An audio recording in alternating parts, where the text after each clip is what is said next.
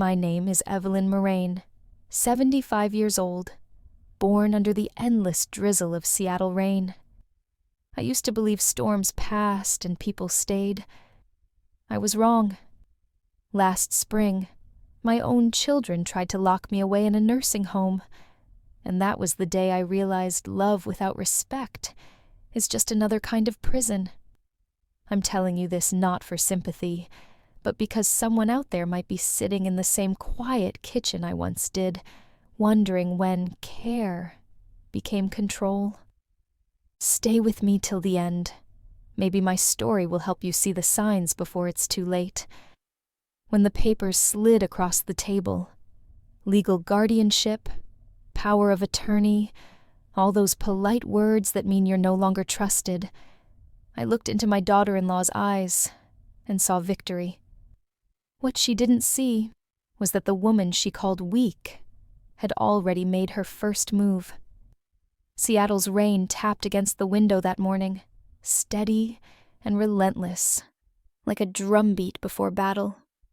I smiled, signed my name, and began the quietest war of my life. Because sometimes the strongest revenge isn't shouting, it's surviving, loudly. Before everything fell apart, my life looked almost peaceful from the outside. I lived in a cedar house overlooking Lake Union, the same place my husband Walter and I had built after the Boeing years. He passed 3 winters ago. Lung cancer, quick but cruel. And since then, the silence in that house felt heavier than the rain. My son Darren moved in soon after, bringing along his wife Nora, the kind of woman who always smiles with her lips but never her eyes. She came dressed in designer kindness, organic groceries, scented candles, and a promise. "We'll take care of you, Mom." At first, I believed her. Maybe I wanted to. She reorganized the pantry, labeled my medicine, adjusted my calendar for convenience. Then came the questions that sounded more like verdicts. "Did you forget your pills again? You already paid that bill, didn't you?" Small doubts, planted like seeds in soft soil. Walter used to say, "Control never announces itself. It just moves in quietly." I wish I'd listened sooner. Because the day Nora changed my address for the mail without asking, I realized something chilling. I wasn't living with them anymore. I was living under them. It started small, so small I almost missed it. My car keys went missing one morning, and Nora said gently, "Maybe you misplaced them again, Mom." I never misplace anything. Then the bank called about unusual activity on my joint account, and Nora brushed it off. "Just paying some bills for you." When I asked to see the statements, she smiled that cold, patient smile. "You don't need to stress about numbers at your age." 7s. Soon, my own friends began repeating things Nora told them. That I was forgetful, fragile, not the same since Walter died. The worst part wasn't her lies. It was how believable they sounded. People love a story about an aging widow losing her mind. It makes them feel safer about their own youth. I could have screamed. I could have begged my son to open his eyes. But Marines and teachers, Walter used to say, we share one thing: patience. So I waited. I watched. I wrote down everything, every slip, every sneer, every accidental humiliation. Because when your enemy starts writing your obituary while you're still alive, the smartest thing you can do is start writing your evidence. The breaking point came one gray afternoon in early March. Nora set a cup of chamomile tea in front of me, her perfume sweet and sharp like deceit itself. "Mom," she began softly, "Darren and I found the perfect place for you. Bellevue Gardens. It's beautiful, full of sunlight, and they'll handle everything. You deserve peace. Sevens. Her words were silk wrapped around steel. Bellevue Gardens wasn't a retirement home. It was a way to erase me from my own life. I looked at Darren, hoping for a flicker of hesitation, but he just stared at his phone, avoiding my eyes. I smiled, because anger would have given her satisfaction. "That sounds thoughtful," I said. "When do we start packing?" Her grin widened, triumphant. She thought she'd won. But that night, as rain streaked down the windows and the city glowed in quiet blue, I unlocked the drawer where Walter's old address book still lay. Inside was the number of David Klein, our family lawyer and Walter's closest friend. I dialed slowly, hands steady. "David," I whispered, "I need your help." Sevens. Sometimes surrender is just camouflage. And sometimes the only way to win a war, sevens, is to let them think you've already lost. The morning they drove me to Bellevue Gardens, the sky hung low and heavy, the way it only does in Seattle, gray enough to make the world feel smaller.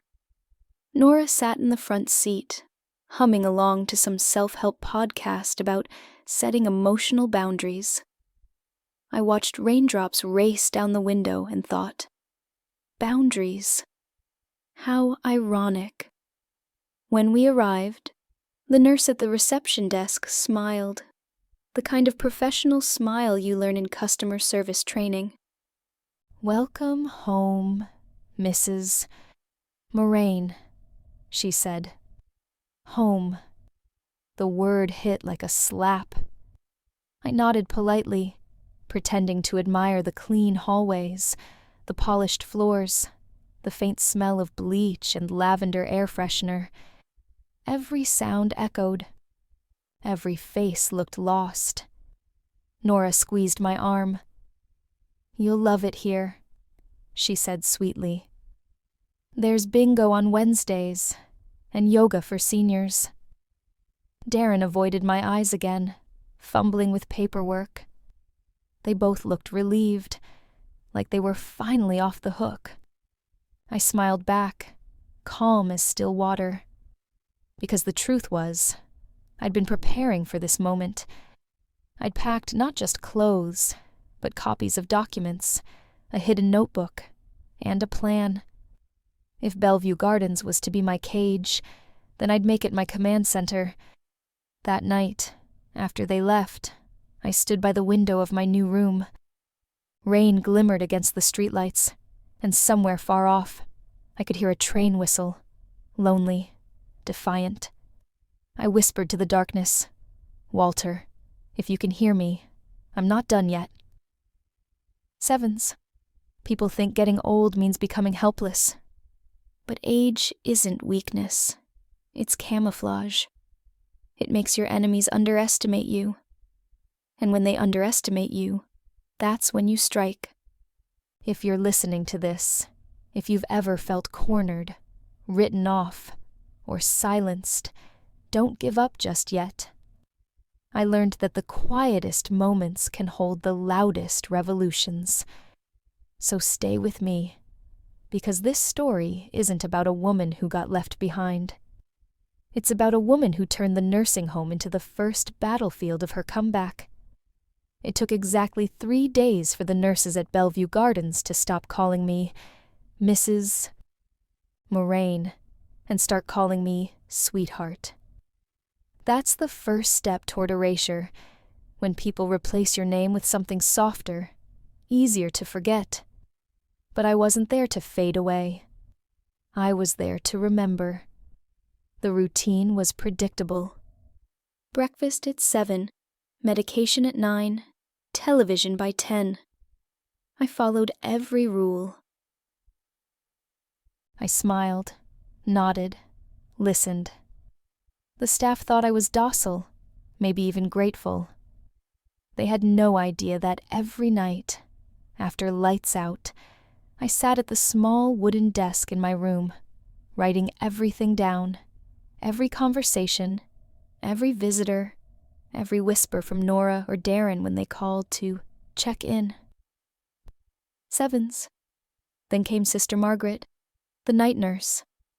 Irish accent, gray curls tucked under her cap, the kind of woman who saw everything and said nothing until it mattered. She noticed my notes one night and didn't scold me. Instead, she whispered, "Whatever you're planning, make sure it's legal and make sure it's smart." 7s. That was the first time in months someone had spoken to me like I was still a person, not a patient. The next day, she slipped a small piece of paper under my teacup. "Phone in the chapel at midnight. It doesn't keep logs." 7s. I waited until everyone was asleep, tiptoed down the hall, and dialed a number from memory. David Klein's office. The line clicked once, then twice. "David," I whispered. "It's Evelyn." "I'm in Bellevue Gardens." 7s. He hesitated for a heartbeat. "You're in the home?" 7s. "Yes. They think I'm too tired to fight." 7s.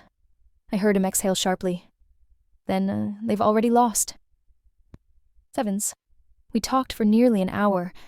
David promised to help me set things in motion. Quietly, legally, precisely. When I hung up, my hands were steady for the first time in weeks. Back in my room, I tucked my notebook under the mattress and stared at the ceiling, the rain tapping above like Morse code. Every drop sounded like a word. Wait. Watch. Win. If you've ever been dismissed because of your age, remember this. Wisdom isn't just knowing what to say. It's knowing when to listen and when to strike back. Within a week, David and I had built what he called a counteroffensive in plain sight. He mailed me a small package marked Old Classics, Return to Sender, so no one at Bellevue Gardens would think twice. Inside were two things: a pen-shaped voice recorder and a mini camera disguised as a silver picture frame. I placed the frame on my bedside table beside Walter's photo.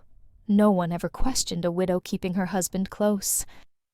Each night, I tested the recorder, whispering to it like a diary that could fight back.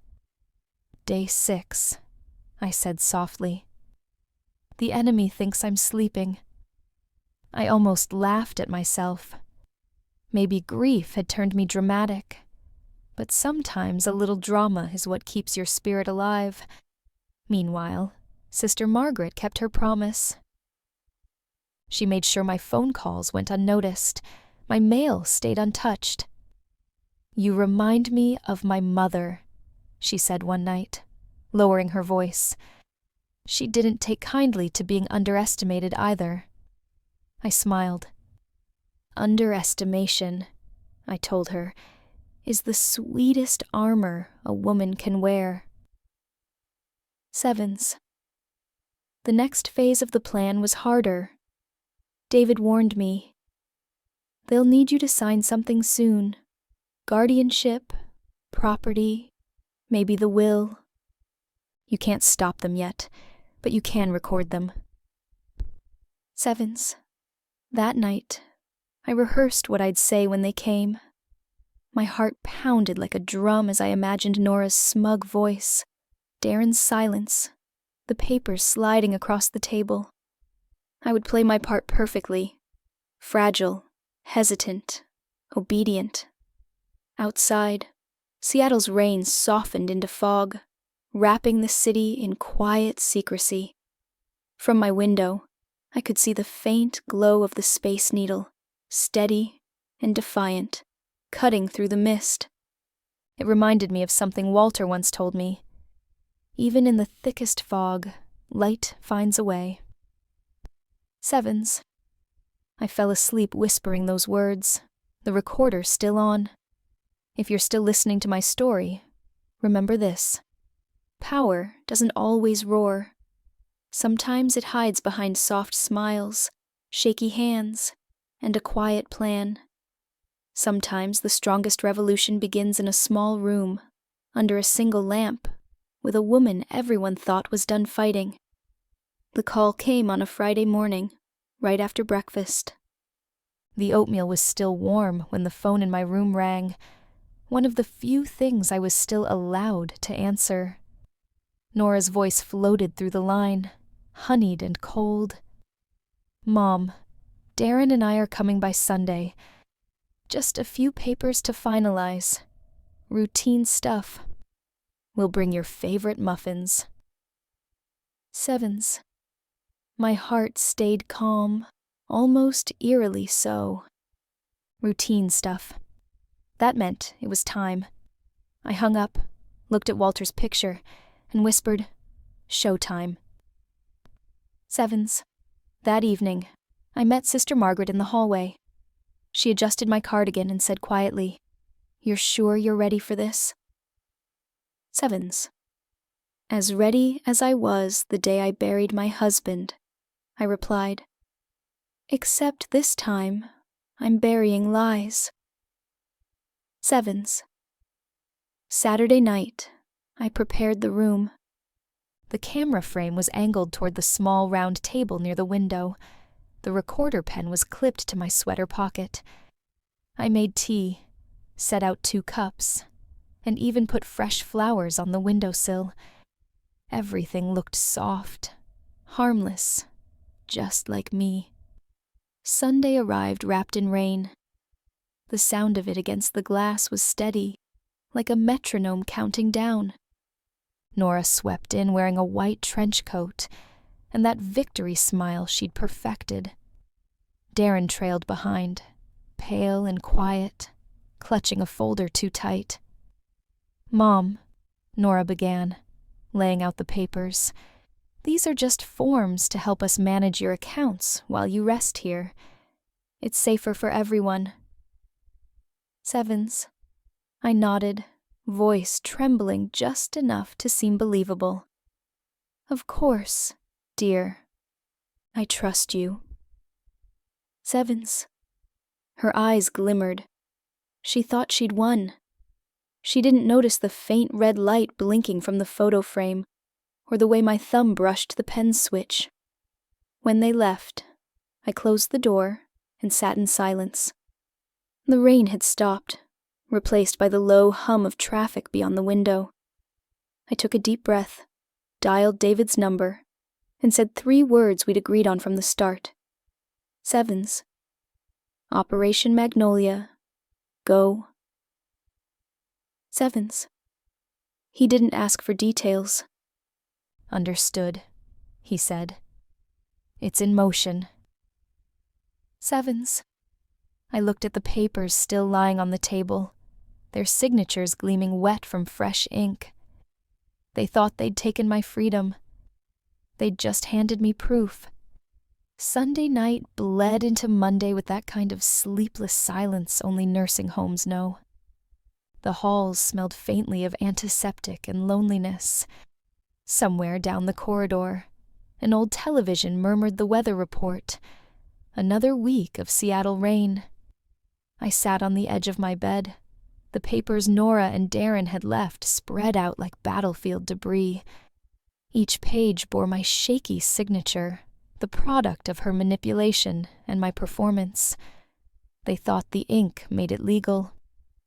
What they didn't know was that every word, every threat, every laugh had been captured.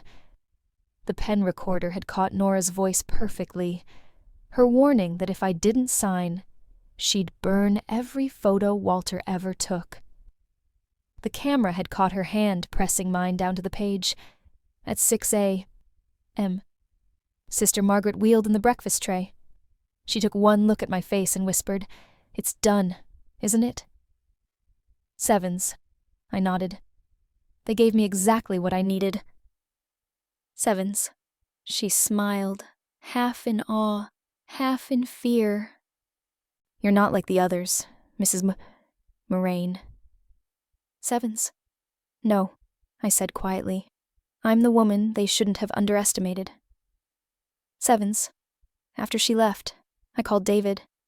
The line clicked twice before his steady voice answered, "Everything go as planned?" Sevens.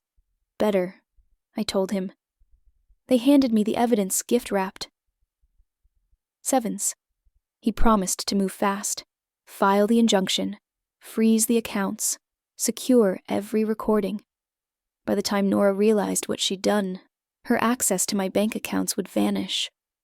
Every stolen dollar, every unauthorized transaction would lead straight back to her. For the first time in months, I allowed myself to breathe deeply. The room felt lighter, like the air after a thunderstorm. Walter's picture on the bedside table seemed to smile. "You'd be proud," I whispered. "Your teacher learned from the Marine." Sevens. Later that afternoon, I took a walk in the small garden behind the facility. The cherry blossoms were late this year, their petals clinging stubbornly to wet branches. I thought about how people mistake stillness for weakness, how flowers survive entire winters just to bloom again. That's what I was doing, blooming quietly in the middle of their storm. If you're listening now, remember this. You don't have to shout to reclaim your power. Sometimes justice begins with a whisper into a hidden recorder and a heart brave enough to wait. By Tuesday morning, the first wave of the counterattack had already begun. David moved like a ghost through the legal system, swift, invisible, and precise. He filed a temporary asset freeze, citing potential elder coercion and fraud, using the recordings as preliminary evidence. It was elegant warfare. No confrontation, no noise, just paperwork with the force of a hammer. Meanwhile, Nora was busy celebrating her victory. I knew, because she called that afternoon, pretending to check on my adjustment. Sevens. "Hi, Mom," she said brightly. "Are they treating you well there? I told the staff you might get confused sometimes." Sevens. I could almost hear the smirk through the line. "Oh, I'm fine, dear," I replied sweetly. "It's peaceful here. Plenty of time to think."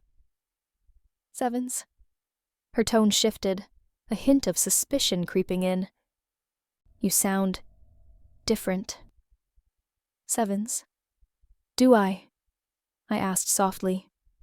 "Maybe Rest agrees with me." Sevens.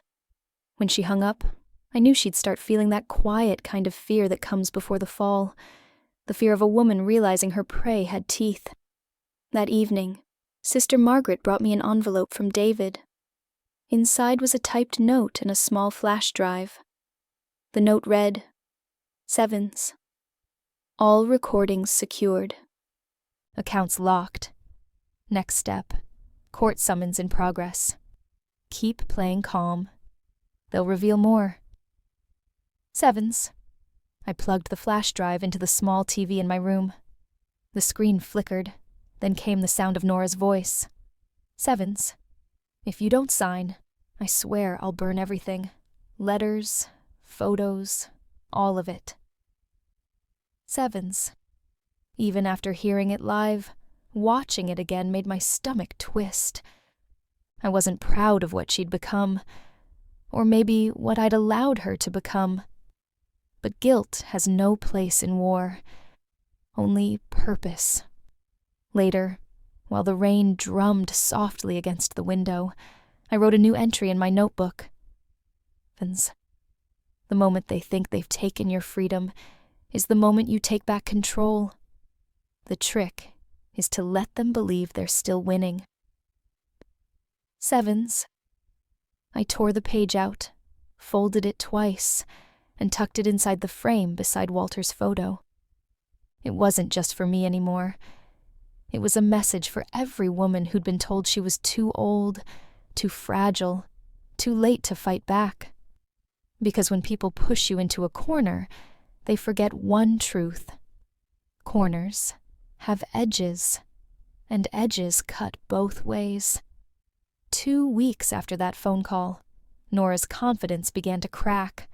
Small fractures she couldn't see yet, but I could. The bank had started rejecting her online transfers. Her favorite card declined at some boutique cafe downtown, and Darren called me in a panic. "Mom," he said, voice trembling, "the accounts are frozen. The bank says there's some kind of investigation. Did you do something?" "Sevens." I looked out the window at the slow drizzle brushing against the glass, and smiled. "An investigation? That sounds serious, darling. Maybe you should ask your wife." "Sevens." Silence. Then a nervous laugh. "Mom, don't joke about this." "Sevens." "Oh, I'm not joking," I said gently. "But perhaps Nora is." "Sevens." That night, I could almost feel the tension humming across the city, from my quiet room in Bellevue Gardens to their pristine condo overlooking Lake Union. They were trapped in their own web, tugging at threads they didn't realize were made of steel. Sister Margaret brought me tea, chamomile as always. "You look lighter," she said. "Victory suits you." "Sevens." I smiled. "Not yet. Right now, they're just learning what accountability feels like." "Sevens." She chuckled softly. "You're dangerous, Mrs. Moraine." "Sevens." "Only to people who mistake kindness for surrender," I replied. Later, David called. "The court has approved the preliminary hearing. King County Courthouse. 2 weeks. They'll try to contest the freeze. Be ready." "Sevens." "I've been ready since the day they told me I was confused," I said. After the call, I took out my notebook. I read through my earlier entries, the ones filled with fear, self-doubt, grief. They looked like they were written by another woman, someone who'd believed her life was winding down. That woman was gone now. I ran my fingers across the page where I'd written Walter's name. "You'd laugh if you could see this," I whispered. "Your bookish wife turned out to be quite the strategist." Sevens. Outside, lightning flashed briefly across the sky, illuminating the wet streets of Seattle like a camera flash in a dark room. I thought of Nora's perfectly curated world. Instagram smiles, luxury candles, hollow words. And then I thought of the courtroom, of the truth ready to burst open, bright and undeniable. If you're listening, remember, justice isn't always loud or quick. Sometimes it walks slowly, quietly, like rain sliding down glass. But when it finally arrives, it cleans everything. The morning of the hearing arrived the way most Seattle mornings do. Wet, gray, and whispering secrets through the fog. I woke before dawn, dressed in a navy blue coat Walter had given me on our 40th anniversary, and pinned his old lapel badge near my heart. A small act of armor. Sister Margaret met me in the hallway. "Ready to face them?" she asked. "As ready as I was the day I walked into my first classroom," I told her. Terrified, but determined. She squeezed my hand. "Then go make them wish they'd never underestimated a teacher." Sevens. David was waiting outside, his car humming in the drizzle. "You look fierce," he said, as I slid into the seat. "Good," I replied. "Let's give them a lesson." Sevens. The drive to downtown Seattle felt both endless and fleeting. I watched the city blur past. Coffee shops opening, commuters rushing, the Space Needle peeking through the mist. Life continued, oblivious to the quiet war unfolding among 3 people bound by blood and betrayal. At the courthouse steps, cameras waited, reporters already sensing a story. Mrs. Moraine, are you here to contest your guardianship transfer? One asked. I smiled politely. I'm here to remind people that age doesn't equal ignorance. Sevens. Inside, the air was sharp with tension. Nora stood near the front, hair perfect, coat pristine, expression smug. Darren hovered beside her like a ghost. When she saw me, her smile faltered just for a second, but I caught it. David leaned close. Remember, stay calm. They'll hang themselves with their own arrogance. Sevens. Oh, I intend to let them, I said. As we waited for the judge to enter, I looked around the courtroom, the wood panels, the faint hum of murmurs, the American flag behind the bench. This wasn't just about money or property anymore. This was about reclaiming truth from the people who tried to rewrite it. For months, I'd been labeled confused, unstable, in decline. But sitting there, pen in hand, voice steady, I realized something profound. The moment they buried me in their lies was the moment I started to rise. The bailiff called the court to order. The gavel struck once, sharp, final, echoing like thunder. It was time. If you've ever been silenced or dismissed, hold on. Because there comes a day when even the quietest voice gets heard, and when it does, it's louder than any storm. The courtroom smelled faintly of polished wood and old paper, like every story ever told about justice was still echoing through its walls. I sat at the plaintiff's table, hands folded neatly on a stack of notes I didn't really need. David had warned me not to speak unless asked, but I'd already made peace with one fact. Before this day ended, my voice would be heard. Across from me, Nora looked immaculate as always. White blouse, pearl earrings, posture of a woman convinced the world bent toward her. Darren, pale and small beside her, avoided eye contact. The sight didn't fill me with anger. It filled me with clarity. There was a time I would have reached for his hand, tried to protect him. But sometimes, love has to step back so truth can walk forward. Judge Whitmore entered, tall and sharp-eyed. He glanced briefly at the documents, then at me. Mrs. Moraine, he said, you're contesting a guardianship authorization filed by your son and daughter-in-law? Sevens. Yes, Your Honor, I replied. Filed under false pretenses. Sevens. Nora's lawyer, a polished man with too much cologne, rose smoothly. Your Honor, our clients acted only out of concern. Mrs. Moraine's mental state has deteriorated significantly. We have medical documentation to support. Sevens. David interrupted, calm but firm. We'd like to see those documents. And we'll also be submitting evidence of coercion, manipulation, and financial misconduct. Sevens. Nora's expression didn't change, but her fingers twitched, barely visible, but enough for me to notice. Guilt always starts in the hands. The judge frowned. Mrs. Moraine, do you have proof of these allegations? Sevens. I met his eyes. Yes, sir, I do. Sevens. David placed a small flash drive on the table, sliding it toward the bailiff. Audio and video evidence collected legally, demonstrating coercion and verbal threats during the signing of said guardianship forms. Sevens. For a heartbeat, the entire courtroom went silent, like everyone inhaled the same breath at once. Nora's lawyer started to object, but the judge lifted a hand. "We'll review the material." "Sevens."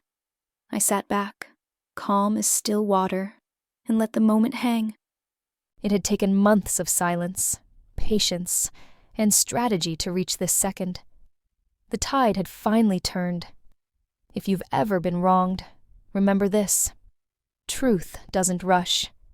It waits for its stage, its audience, its perfect moment, and when it arrives, it never whispers. It roars. The screen flickered to life, and the courtroom fell silent. On it, a still image appeared, me sitting at that small, round table in Bellevue Gardens, a teapot between us, the sunlight cutting across the floor. Then came Nora's voice, smooth and poisonous. "If you don't sign these, Mom, we'll burn everything. His letters, the photos, even that stupid badge he left you. You'll have nothing left but your confusion." "Sevens." A gasp rippled through the room.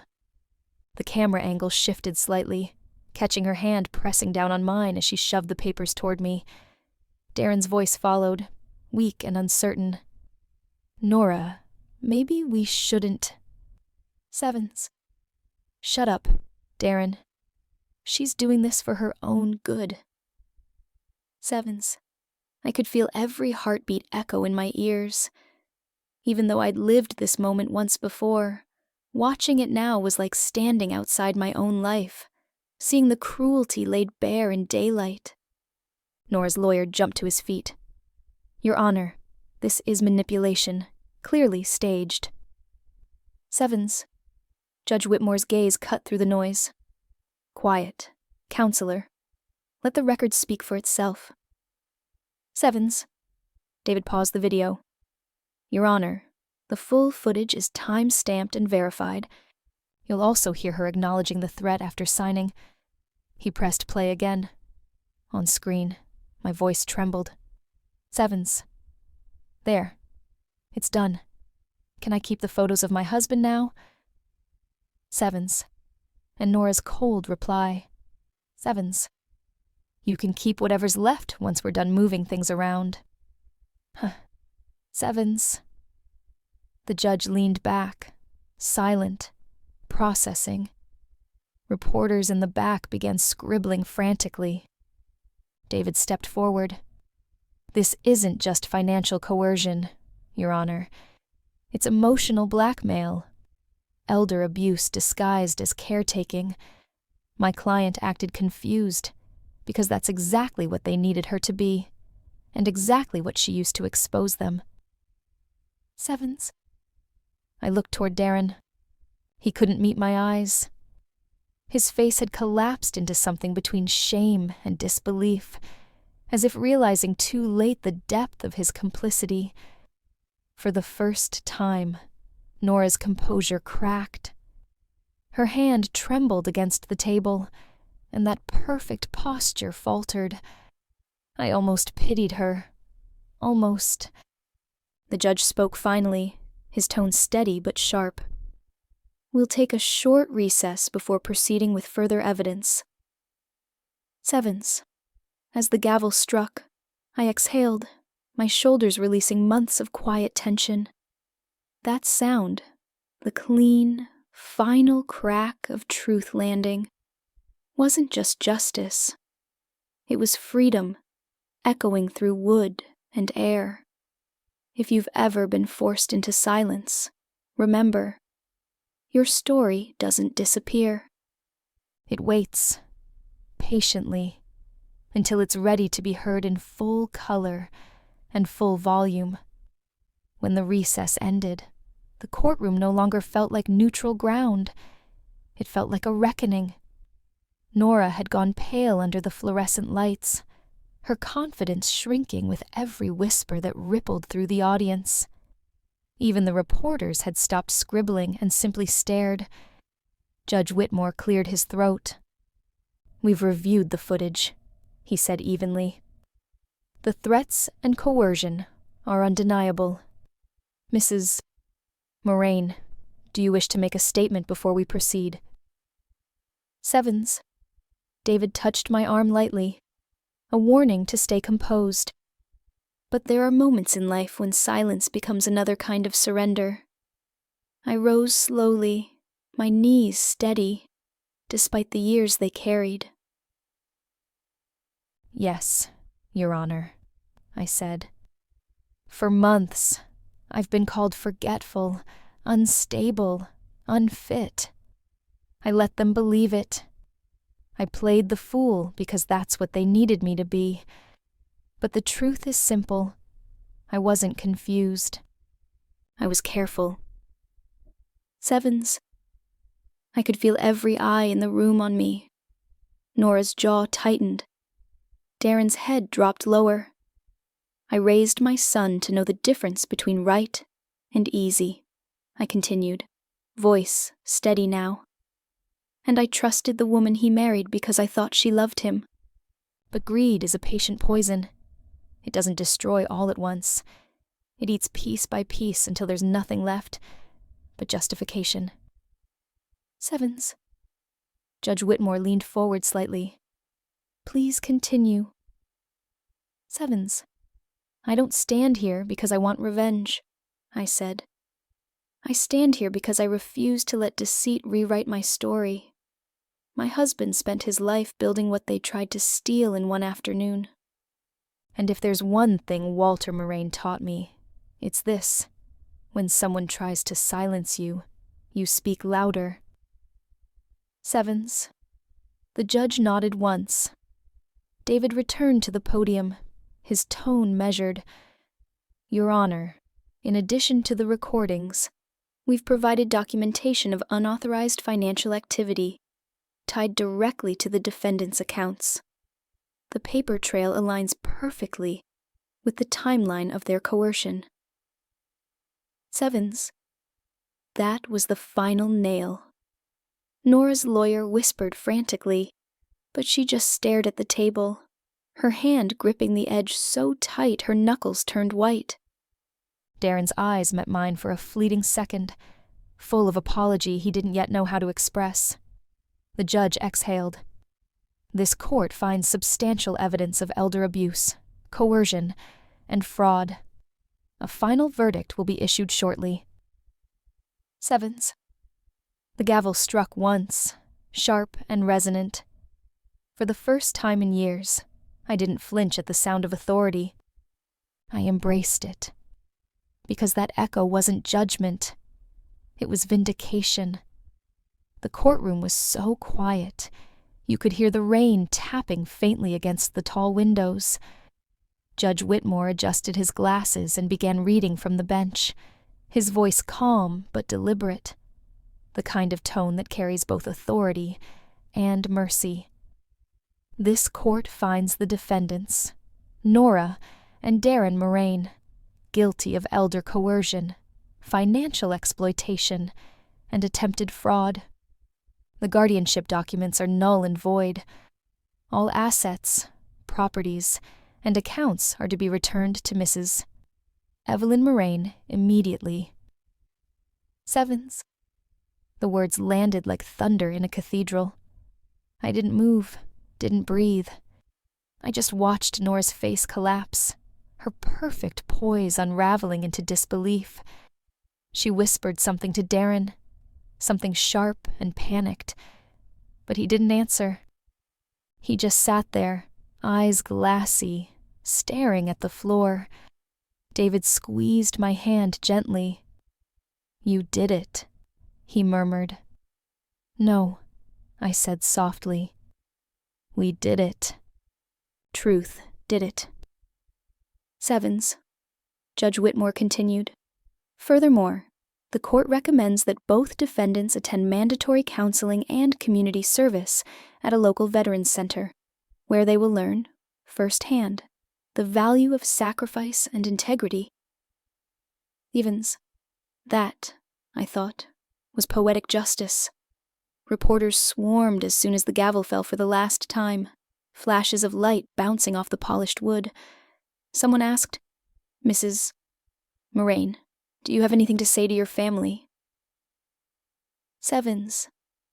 I turned slightly toward Nora and Darren. They both looked so small now, stripped of the arrogance that once filled every room they entered. "Yes," I said quietly. "Family is supposed to protect one another, not prey on one another. I hope someday they understand the difference." Sevens. As I walked out of the courtroom, the air felt different, lighter, cleaner, like the rain had finally washed away 3 years of silence. Outside, Seattle shimmered beneath a break in the clouds, a rare beam of sunlight spilling across the courthouse steps. David offered me his arm, but I shook my head. "I've got it from here." I took one careful step, then another, my cane clicking softly against the concrete. Each sound was a small declaration. I was free, I was seen, I was whole again. If you're listening to this, remember, justice doesn't always come easy, and it doesn't always come fast. But when it finally arrives, it's not just about winning. It's about standing tall in the storm and knowing you never bowed. The day after the verdict, Seattle woke up to one of those rare mornings when the rain actually stopped. Sunlight spilled over the city like it was trying to apologize for all the gray. I sat by the window of my house again, and listened to the faint hum of the city returning to life. The scent of fresh coffee filled the kitchen, mingling with the quiet sound of freedom. The headlines came first. Seattle widow outsmarts family in court. Elder fraud case sets legal precedent. A mother's revenge, served with silence. David warned me to ignore the noise, but I couldn't help reading every word. Not because I enjoyed it, but because each sentence reminded me I hadn't imagined it all. I hadn't been crazy, confused, or weak. I had simply been underestimated. Sister Margaret called that afternoon. "You made the papers, love," she said, laughter dancing through her Irish accent. "The whole staff at Bellevue Gardens is talking about you. They're calling you the Steel Magnolia of Seattle." Sevens, I chuckled. Not bad for a retired English teacher, huh? Sevens. Not bad at all, she replied warmly. You proved something important. That age doesn't erase worth. It refines it. Sevens. Later, David stopped by with a stack of documents, closure papers, financial confirmations, all clean and in my name. Everything's officially yours again, he said, sliding the folder across the table. How does it feel? Sevens. I took a slow sip of coffee before answering. It feels deserved. Sevens. Outside, a delivery truck stopped at my gate. A reporter had sent a bouquet of lilies with a note. To Mrs. Moraine, proof that courage has no expiration date. I smiled, placing the flowers near Walter's picture. You'd like this, old man, I whispered. You always said I had a stubborn streak. Sevens. As evening came, the first drops of rain returned, soft and forgiving.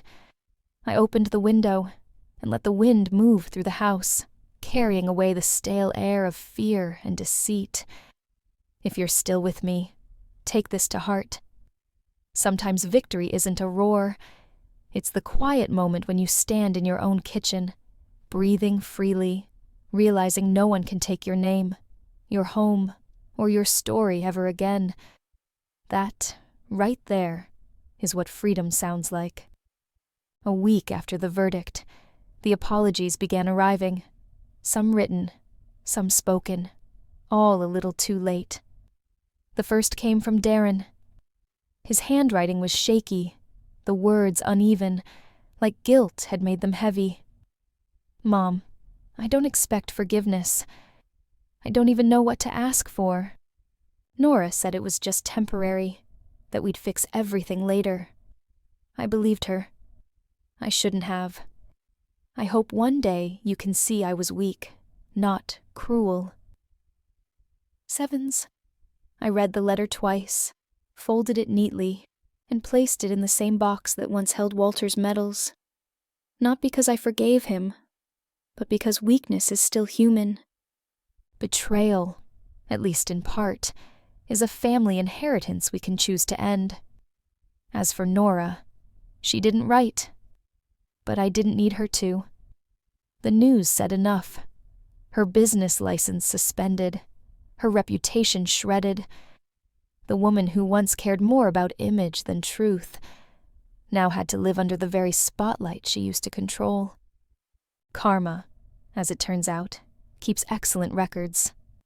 David stopped by again with updates. They accepted plea deals, he said. 2 years probation, full restitution, and mandatory volunteer work at the VA hospital. Sevens. I looked out the window, watching a group of veterans in uniform cross the street. Good, I said quietly. Let her learn what real service looks like. Sevens. That night, I sat at my desk and opened a fresh journal. The pages smelled of new beginnings. I wrote at the top, forgiveness, earned, not assumed. Sevens. I thought about the word forgive. People toss it around like confetti, as if it's something you owe once you've survived the damage. But forgiveness, at least for me, isn't surrender. It's choosing peace over poison. I don't hate my son. I just stopped carrying him. When I turned off the lamp, I noticed how still the house had become. Not empty, just quiet in a way that felt sacred. Walter's picture caught the glow of the moonlight, and for the first time in years, I didn't see grief in his eyes. I saw pride. If you've ever been betrayed by someone you love, listen to me. Forgiveness doesn't mean letting them back in. Sometimes it means finally closing the door and sleeping soundly, knowing they can't reach you anymore. That night, I slept with the rain tapping softly against the window. Steady, rhythmic, like a lullaby for survivors.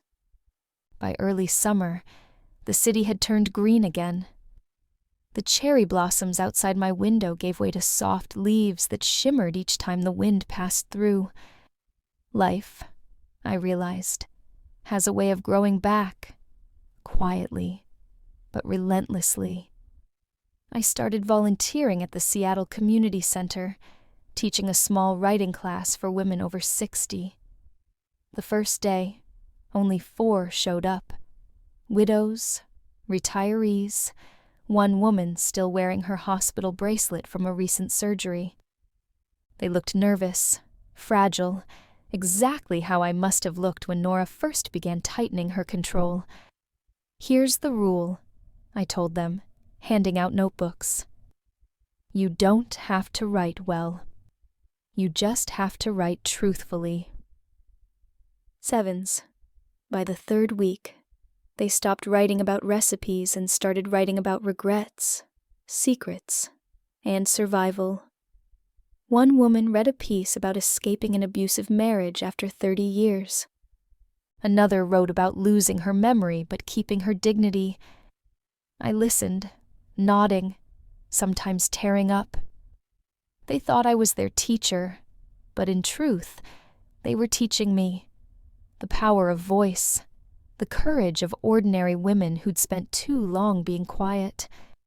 One afternoon after class, a young reporter stopped me in the hallway. Mrs. Moraine, would you ever consider publishing your story? People could learn so much from it. Sevens. I smiled. Maybe someday. But right now, I'm more interested in helping other people tell theirs. Sevens. Later, David visited the center, donating funds to launch what we called the Evelyn Project, a free legal and writing workshop for seniors facing financial abuse. Sister Margaret joined, too, volunteering as our community liaison. Watching them both in that bustling room, I felt something deep settle in my chest, a peace built not from revenge, but from purpose. As I left that day, I paused by the notice board. Someone had tacked up a quote in neat handwriting. Sevens. Strength doesn't come from fighting the storm. It comes from learning to dance in the rain. Sevens. I laughed softly, recognizing the irony.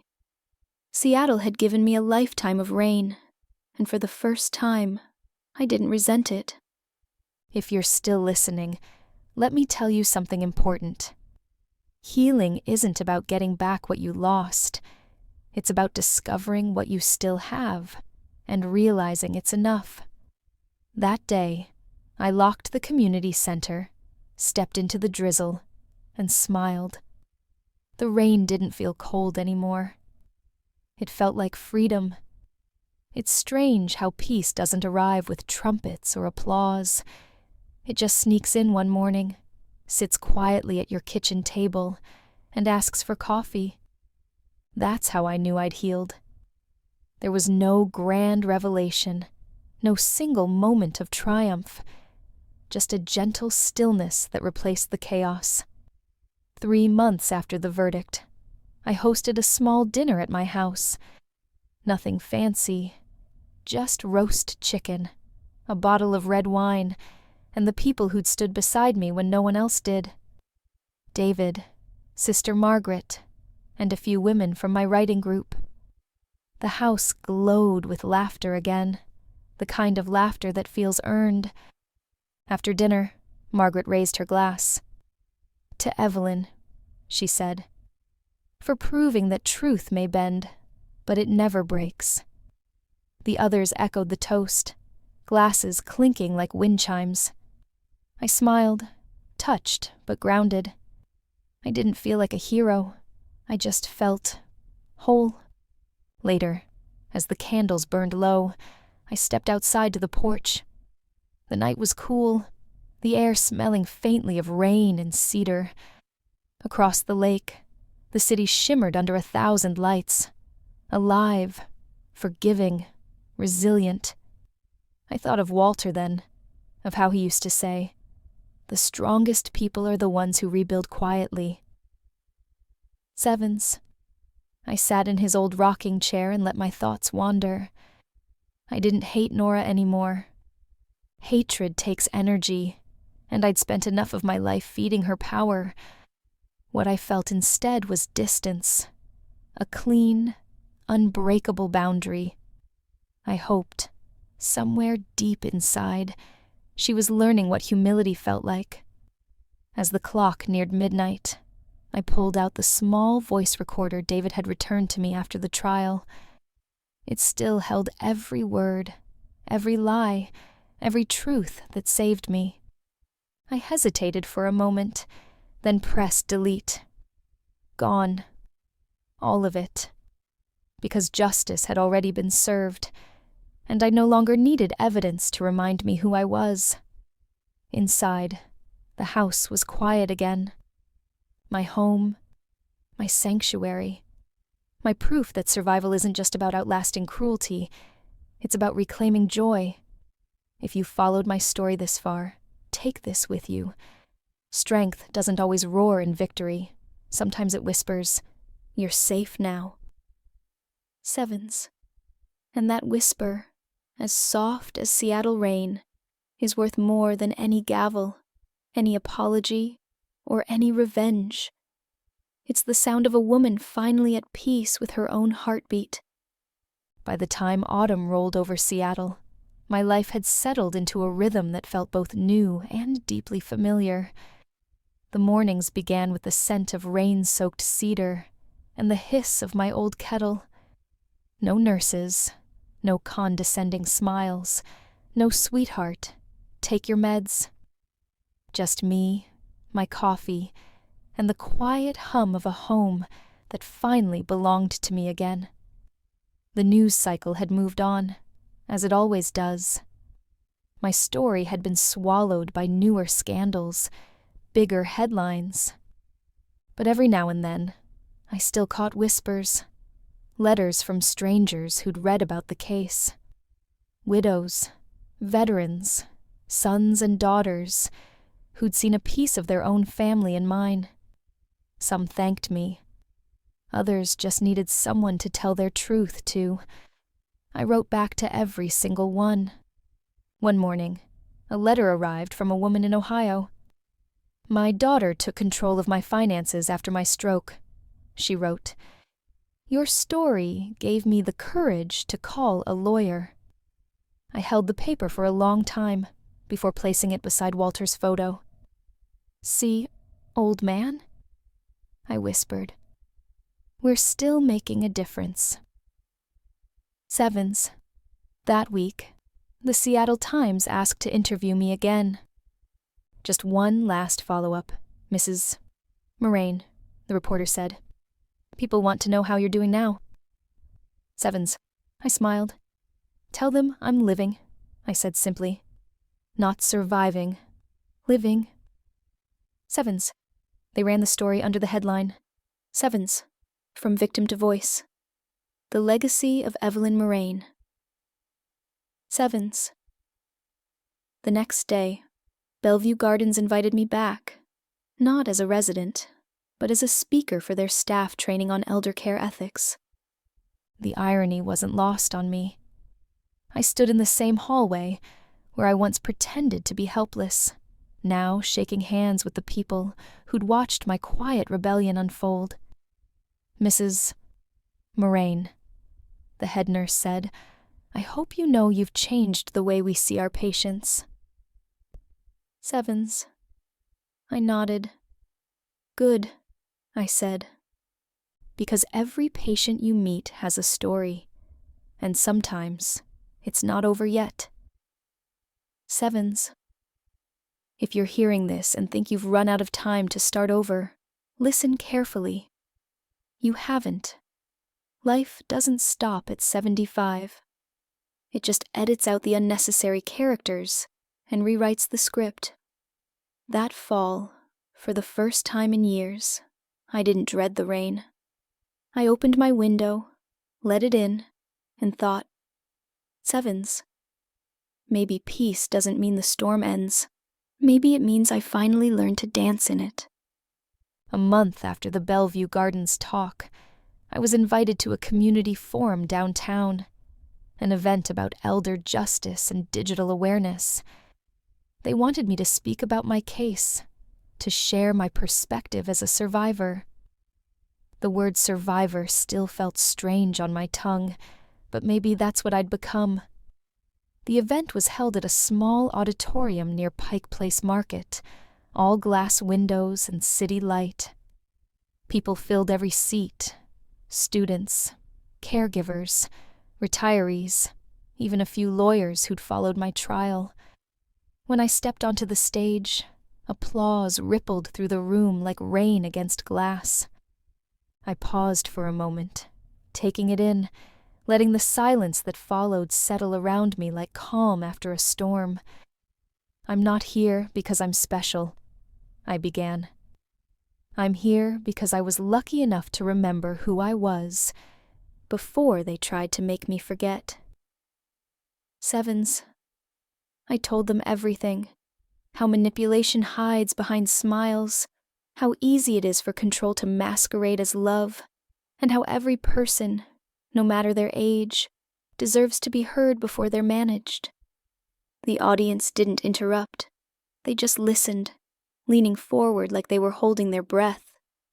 When I finished, an older man in the front row stood up. His voice shook. "I lost my house to my own nephew," he said quietly. "I didn't think anyone would believe me until I heard about you." Sevens. I stepped off the stage, walked right to him, and took his hand. "Then today, someone does," I said. After the forum, people lined up to speak with me. Some brought tears, others laughter. A young woman told me she planned to become an elder rights attorney because of my story. Another hugged me so tightly, I thought my ribs might protest. I didn't mind. Later that night, I walked along the pier. The ferries moved across Elliott Bay, their lights reflecting off the water like tiny constellations. I thought about all the stories out there, unheard, unfinished, waiting for their own reckoning. When the wind picked up, I pulled my scarf tighter and whispered, "We're not done yet, Walter. Not even close." Sevens, if you're listening and think your voice doesn't matter, I promise you, it does. The world changes one truth at a time, and sometimes that truth starts with a single, trembling sentence. This happened to me. Sevens. And from that moment on, silence never wins again. By December, the city had dressed itself in lights again. Store windows glittered with tinsel and gold, and every corner cafe smelled like cinnamon and pine. It was my first Christmas truly alone, but not lonely. There's a difference. Loneliness is emptiness. Solitude is ownership. And for the first time in a long while, the quiet belonged to me. That week, Tony, one of my writing students, convinced me to attend the community holiday dinner at the center. "You can't just sit home with your memories, Mrs. Moraine," he teased. "Besides, we've got live music and terrible eggnog." Sevens. So I went. The hall was warm, crowded, noisy. Life in all its imperfect glory. Women from my writing class waved as I walked in, and someone slipped a Santa hat on my head. I laughed, genuinely laughed, and for a moment I felt 20 years younger. During dinner, a little girl, maybe 6, approached me, holding a small card. "Are you the lady from the newspaper?" she asked. I smiled. I suppose I am. Sevens. She handed me the card. On it was a child's drawing of a woman holding an umbrella under the rain, the caption written in uneven letters, "Be brave like Miss Evelyn." Sevens. I bit back tears. "That's beautiful," I said softly. "Did your mom help you draw it?" Sevens. She nodded proudly. "She said, you're a real superhero." Sevens.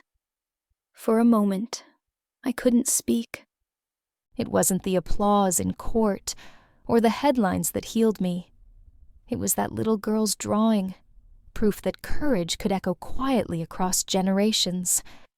Later, as the band played a slow tune, I stepped outside for air. Snow had begun to fall, soft, hesitant flakes drifting through the streetlights. I tilted my face upward, letting one melt against my cheek. It felt like forgiveness. Inside the center, laughter rose again. People danced awkwardly, joyfully. The kind of joy you don't plan. You just stumble into it. I thought of Walter, of Darren, of all the battles behind me, and whispered, "It's okay now. We made it." Sevens. If you're hearing this, remember, healing isn't loud or glamorous. It's the small moments. The laughter you didn't fake, the letter you didn't send, the night you finally sleep without replaying old wounds. That evening, I tucked the little girl's drawing into my coat pocket. As I walked home through the falling snow, Seattle shimmered around me, bright, forgiving, alive. And for the first time, so was I. Sevens. It's been a year since that rainy afternoon when I took my life back. Sometimes I still wake up expecting to hear Nora's voice calling from the hallway, that cold sweetness dripping from every word. But then I open my eyes, see the morning light spilling through my window, and remember, this peace is mine. No one's taking it again. I've learned that healing isn't about erasing the past. It's about reclaiming the power it tried to steal. Every scar has its purpose. Every betrayal, its lesson. Mine taught me that love without respect is just manipulation in disguise, and that age doesn't make you invisible. It makes you unstoppable if you refuse to be silenced. The biggest shift came inside me. I stopped apologizing for surviving. I stopped explaining why I fought back. I realized that being underestimated was my greatest advantage. Because when people think you're broken, they never see you coming. Now, when I walk past Bellevue Gardens, I don't feel bitterness anymore. I feel gratitude. That place tried to bury me, and instead, it became where I was reborn. I sometimes visit Walter's grave on clear days, bring him lilies, and tell him about the people who've written to me. Sons learning how to care better for their mothers, daughters realizing it's not too late to rebuild what was broken. I imagine him smiling that quiet marine smile, the one that always said, "Told you, you were tougher than you thought." Sevens. So here's what I want to leave you with. Whoever you are, wherever you're listening from. Sevens. If someone ever makes you feel small, powerless, or forgotten, remember this story. Stand tall, take a breath, and start collecting your evidence, not just to prove them wrong, but to prove to yourself that you were right to believe in your own strength. Because dignity isn't something people can give you. It's something you reclaim, one decision, one word, one act of courage at a time. And now, I have a question for you. Sevens. If you were in my place, would you forgive them, or would you walk away and never look back? Tell me in the comments below. And if my story touched you, if it reminded you of your own quiet battles, please, like, share, and subscribe. Not for me, but for every voice that still thinks it's too late to be heard. Because it never is.